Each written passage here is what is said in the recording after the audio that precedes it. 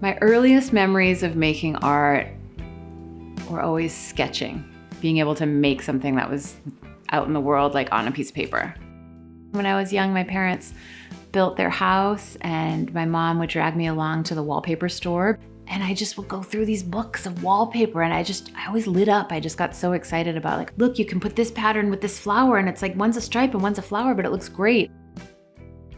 The moment that folks hire me, it's because something exciting is happening, something big, whether it's that they're getting married, they're wanting to announce the birth of their child, they're starting a new business, and they really want some design to reflect who they are in this moment. And I feel really honored to be part of that. And my first question is always, okay, so think about your event and think about when everyone goes home and when they talk to their friends and family about the event, what are the adjectives you want them to use when talking about your party?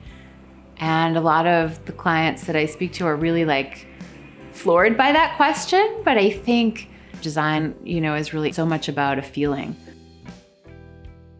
Every couple I work with is different, every project is really different, and the process is always a little different.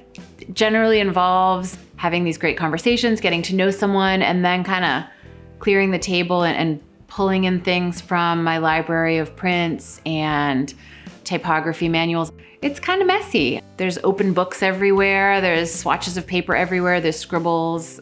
If I've done my job and if the connection between the client and I has been strong and been real, when the process is done, the hopes and dreams for someone's wedding or for the business they're starting is distilled onto a piece of paper.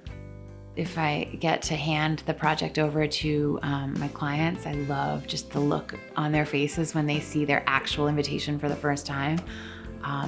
But because my clients and I developed this relationship, a few weeks later they say, oh, our friends are getting them in the mail and they love it. And so I'm like, oh, I'm so excited for you.